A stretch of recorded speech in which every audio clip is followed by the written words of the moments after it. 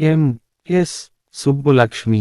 M S Subbulakshmi లేదా M S గా పేరుగాంచిన మదురై షణ్ముఖవడివు సుబ్బులక్ష్మి 1916 సెప్టెంబర్ 16, 2004 డిసెంబర్ 11, కర్ణాటక సంగీత విద్వాంసురాలు, గాయని, నటి.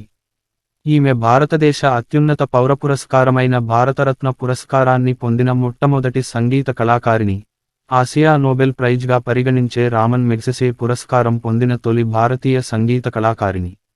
1974లో రామన్ మెగ్సెసే పురస్కారం పొందినప్పుడు అవార్డు ప్రదాతలు ప్రకటిస్తూ కర్ణాటక సంగీత శ్రోతల్లో తీవ్రమైన స్వచ్ఛతావాదులు శ్రీమతి ఎం ఎస్ సుబ్బులక్ష్మిని కర్ణాటక సంగీతపు శాస్త్రీయ, అర్థ శాస్త్రీయ గీతాలాపనలో ప్రస్తుతపు ప్రధాన విశేషంగా పరిగణిస్తారు అని వ్యాఖ్యానించారు.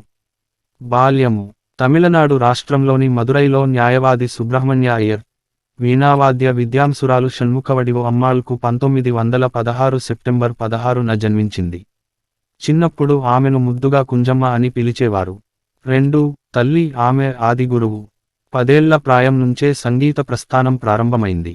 అయితే ఆమెలో భక్తితత్వానికి బీజం వేసింది మాత్రం ఆమె తండ్రి అయ్యర్.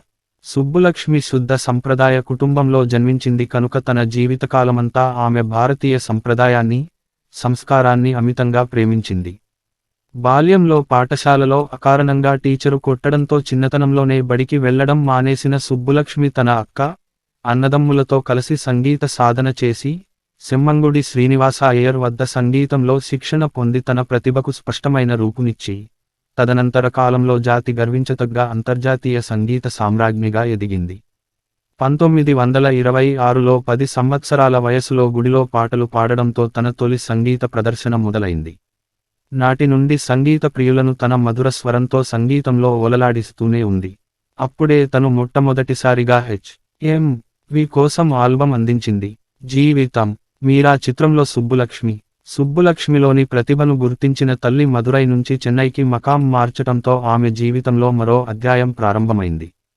ఆమె 1933లో మద్రాసు సంగీత అకాడమీలో తన మొట్టమొదటి సంగీత కచేరీకి శ్రీకారం చుట్టింది.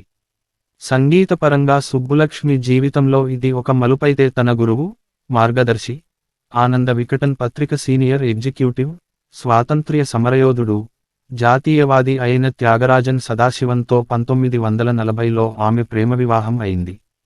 సదాశివన్ తొలి భార్య కుమార్తె రాధను పెంచుకున్నారు. ఆ వివాహంతో మరో ముఖ్యమైన మలుపు. 1938 సంవత్సరంలో సేవాసదనం సినిమా ద్వారా సుబ్బులక్ష్మి సినీ సంగీత ప్రపంచంలో అడుగుపెట్టింది. నటేశ అయ్యర్ ప్రధాన పాత్రలో నటించిన ఈ సినిమాలో ఆమె అతడి సరసన సుమతిగా నటించింది.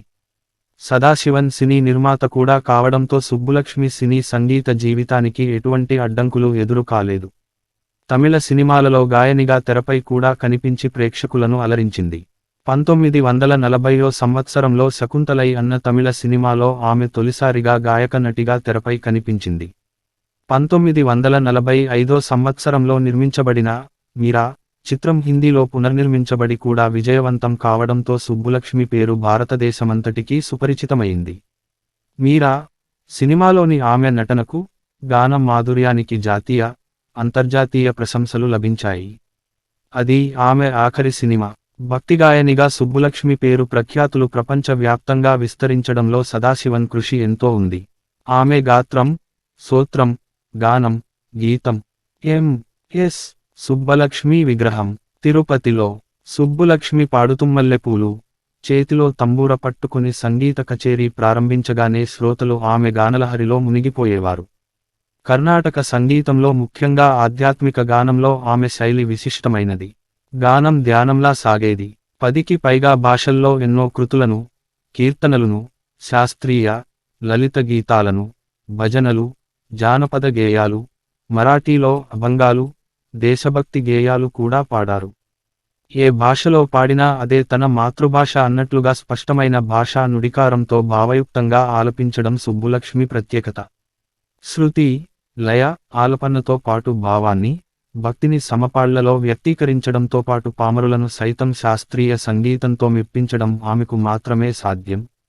ముఖ్యంగా సంక్లిష్ట సమాసాలతో కూడిన సంస్కృత భాషలోని భావం దెబ్బతినకుండా అలవోకగా ఆలపించడం ఆమె సాధన ద్వారా సాధించుకున్న గొప్ప వరం.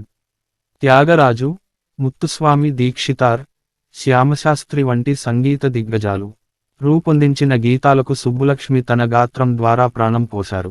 మహాత్మా గాంధీకి ఎంతో ఇష్టమైన వైష్ణవ జనతో, జైపీర్ పరాయి జానేరే వంటి గీతాలకు ప్రాణం పోసిన వ్యక్తి ఆమె. భజన పాడుతూ అందులోనే ఆమె పరవశురాలవుతారు. ప్రార్థన సమయంలో ఎవరైనా అలా లీనమవాలి. ఓ భజనను మొక్కుబడిగా పాడటం వేరు, అలా పాడుతూ పూర్తిగా దైవ చింతనలో లీనమవడం వేరు అని మహాత్మా గాంధీ ఆమెను ప్రశంసించారు. ఐక్య రాజ్య సమితిలో పాడిన గాయనిగా చరిత్ర సృష్టించారు సుబ్బులక్ష్మి. ఆ సందర్భంలో న్యూయార్క్ టైమ్స్ పత్రిక సుబ్బులక్ష్మిని ప్రశంసిస్తూ తన సంగీతంతో సందేశాన్ని వినిపించగల సమర్థురాలిగా పేర్కొన్నాయి. రాయల్ ఆల్బర్ట్ హాల్, లండన్లో ప్రదర్శన ఇచ్చినప్పుడు ఇంగ్లండ్ రాణిని కూడా తన్మయురాలిని చేసి ఆమె ప్రశంసలు పొందింది. స్వర సంకలనం, గానం, భాష, సంవత్సరం, ఇతర వివరాలు. వెంకటేశ్వర స్వామివారి సుప్రభాత సేవ కోసం తిరుమల తిరుపతి దేవస్థానం వారికి గానం శ్రీ వెంకటేశ్వర సుప్రభాతం తెలుగు. బ్రహ్మ కడిగిన పాదము. కీర్తన, Annamacharya.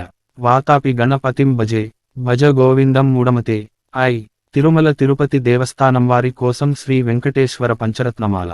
Radio recitals volume 2 Adamodi Galada. రాగం Charukesi.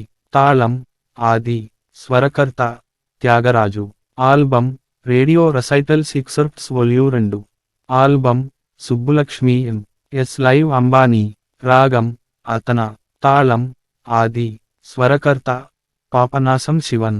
Album Subbulakshmi S live Arul Purivai. రాగం హంసధ్వని. తాళం ఆది. స్వరకర్త సుబ్రహ్మణ్య భారతి.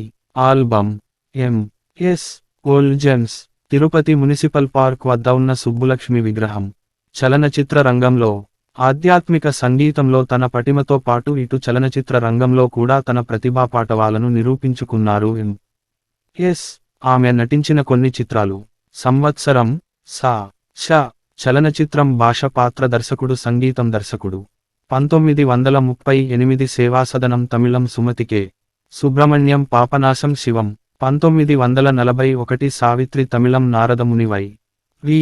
రావు కమలాదాస గుప్త మరియు తురయ్యూర్ రాజగోపాల శర్మ. 1945 మీరా తమిళం మీరాబాయి ఎల్లిసార్. డంగెన్ ఎస్. వి. వెంకటరామన్. 1947 మీరాబాయి హిందీ మీరాబాయి ఎల్లిసార్. డంగెన్ ఎస్. వి. వెంకటరామన్. పురస్కారాలు, సన్మానాలు. తన జీవితకాలంలో సంగీత ప్రపంచంలో బహుశా ఎవరూ సాధించని, ఛేదించని రివార్డులు ఆమె అందుకుంది. ఆమె ఎక్కని శిఖరం లేదు, పొందని బహుమానం లేదు. అత్యంత ప్రతిష్టాత్మక పురస్కారాలు ఎన్నో సుబ్బులక్ష్మి గాత్రానికి దాసోహమంటూ ఆమె ముందు వాలాయి. పురస్కారం పేరు బహూకరించింది సంవత్సరం, సా ష. ఇతర వివరాలు. పద్మభూషణ్ భారత ప్రభుత్వం 1954. బిరుదు Sangeetha Kalanidhi the music academy, Chennai, Tamil Nadu 1965 మొట్టమొదటిసారిగా అందుకున్న స్త్రీ గాయకురాలు. డాక్టరేట్ శ్రీ వెంకటేశ్వర విశ్వవిద్యాలయం, Andhra Pradesh 1971. Doctorate Delhi university, Delhi 1974. Ramon Magsaysay పురస్కారం ఫిలిప్పీన్స్ ప్రభుత్వం 1974. పద్మవిభూషణ్ భారత ప్రభుత్వం 1975. Doctorate Benaras university, Uttar Pradesh 1980. Doctorate university of Madras, Tamil Nadu 1987. Kalidas Samman, Madhya Pradesh ప్రభుత్వం 1988. ఇందిరాగాంధీ జాతీయ సమైక్యతా అవార్డు భారత జాతీయ కాంగ్రెస్ 1990.